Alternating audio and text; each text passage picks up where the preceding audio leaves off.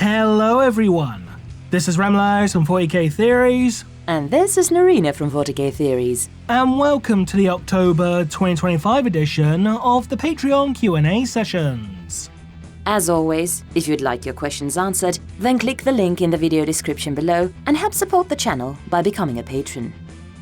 Now, let's jump into the questions. Brandon A asks, why did the Eldari pantheon not wage war and try to stop the Chaos Gods from growing in power? Cain would never bow to Khorne. I mean, you say that, but according to some sources, Cain might actually be Khorne's son. However the hell that works, I don't know, but anyway, I digress. It could be something as simple as a live and let live approach, like maybe the Eldari gods thought, well, they're not bothering us, so let's not bother them, there's no point, no point starting trouble, that kind of thing, but I don't know, I think it might have been touched up upon in the Path of the Eldar books, but I can't say for certain, so if anyone has read those books recently and can confirm whether or not it's been touched up upon, please leave a comment down below. Have any other Chaos Gods, besides Nurgle, said to have a consort or a beloved one? If I recall correctly, I'm pretty sure that Valkyria the Bloody is said to be Khorne's consort. Again, I might be misremembering because fantasy lore isn't my strong suit, I will freely admit that, but I'm fairly sure it's stated that Valkyria the Bloody is Khorne's consort. As for the other gods, I don't think so, though I like to think that Tzeentch is himself asexual, or as close as asexual as a god can be, and Slaanesh is probably in a polykill, I don't know, but I'm pretty sure Khorne's the only one who is said to be, is said to have a consort of any kind. Do you think that Guilliman will protect the Beastmen abhuman strain from having its rights taken away and being labelled as mutants? He wouldn't throw away valuable resources. Honestly, I don't think he even cares. I mean, he probably views Beastmen the same way he views, a penal legion. Yeah, it's a resource, but it's the kind of resource you send in to, clear the minefields or draw enemy fire, that kind of thing.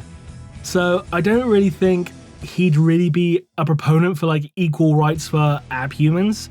I mean, yes, Guilliman is the most logical of the Primarchs, but he can also be a bit of a dick, so, yeah, at best, I probably think he just treat Beastmen the same way he treat criminals, As sad it is to say, but anyway. Caiaphas Crane asks, Enuncia. Who created it, if it even is a creation? But do demons know of it? What effect does it have on them? And can they speak it? Or is it just for creatures of the material realm? So from what I can recall, Enuncia is said to be the very language of creation, which in a 40k context means it's probably something to do with the old ones.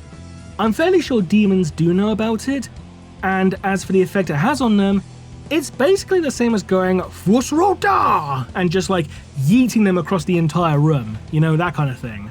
I don't think they can speak it though. I think it's one of those things that's, restricted to mortal creatures. I don't think warp spawned entities can manipulate it at all, so yeah. Is it explained who made the fancy sword that keeps Farsight alive? Nope. But we did do a theory video on it, so check that out. Who is your most favorite character in the 40k setting, and who is the most hated, as in you would wish them a worse fate than the Demonculaba treatment?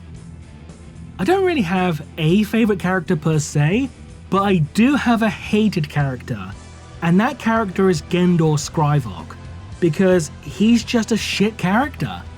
He's this shitty, self-insert author fanfiction piss-poor excuse for the character who's just, it just pisses me off because, that Siege of Terra novel where he had, Latara, Saren, and Khan going, hey, I know who can help us, control Angron, let's get Gendor Scrivok, he's so cool, and that kind of thing is just so shittily written. Let me put this in wrestling terminology for you. You have a character like Erebus, who's this massive heel who draws nuclear heel heat, because, people will love to hate the guy. It's oh, it's this guy, boo, I want to see him get beaten up, yeah. Whereas with Gendor Scrivok, he has what's known as X-Puck heat, or go away heat. Oh, this guy, boo, get him off our screens. That kind of thing, because Erebus is the guy you love to hate. Gendor Scrivok is just a guy you hate because he's a shit character. So, Yeah. Sigmar Knight asks, let's say the Ethereals are Psykers. Would they view the Tau Va as the Tau equivalent of Slaanesh? It depends on what you mean by that, because, like, if you mean that they view Tau Va as, like, an embodiment of hedonism and excess, then no. But if you mean that they'll view Tau Va as, like, a personification of the Tau psyche, maybe, but it really depends on what you mean by that particular question. In a what-if scenario, Magnus the Red failed to destroy the Tempering during the Battle of the Fang. If the Space Wolves managed to stabilize the Canis Helix and create successor chapters, how would this affect the Wolves and the Imperium's future? Honestly, this particular topic is a bit too big for one of these Q&A videos.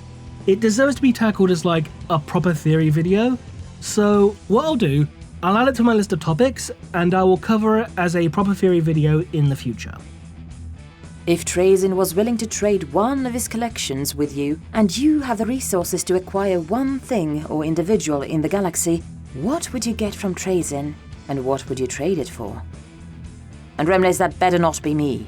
And don't you dare touch Sir Shelley. Ooh, that's a hard one. If I could get anything from Trazyn, I think it would probably be... I think it would be the Krork. Just because it would be cool to have a Krork as, like, you know, your buddy kind of thing. This big 12-foot tall powerhouse and just beat the shit out of anything in front of it. Yeah, I'll have him. And as for what I'll trade for it, I don't really know, to be honest, because I don't actually have that much of worth personally. But if it was anything in the world, I don't know, probably just say, I don't know, just take Kenny Omega as, like, you know, the exemplar of human conditioning or something, and athleticism, that kind of thing. Take Kenny Omega. You can have Kenny Omega, and in exchange, I get a Krork. Deal, deal, good. Dragon of Elder asks, apart from being a wetter version of the Drukhari, have the Idoneth had any major lore moments in AOS? I have absolutely no idea, because I don't really follow Age of Sigmar lore, sorry, so I can't really answer that, I'm afraid. Yeah, sorry about that. Thoughts of Hashard's quote-unquote new origin?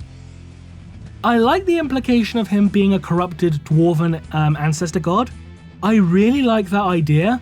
Like, it has a lot of potential. I will give it that. Do we have any idea where Valea went to after kicking Hashard's ass? Down the pub? I have no fucking clue, my friend, sorry. Again, Age of Sigmar lore is not my strong suit. I barely know it, so I can't really answer this, I'm afraid. I'm really sorry about that, but yeah. And that concludes this edition of the Patreon Q&A sessions. As always, if you would like your questions answered, then click the link in the video description below and help support the channel by becoming a patron. Until next time, this has been Remleiz from 40k Theories. And this has been Arena from 40k Theories. And we'll see you again soon. Bye-bye. Bye-bye.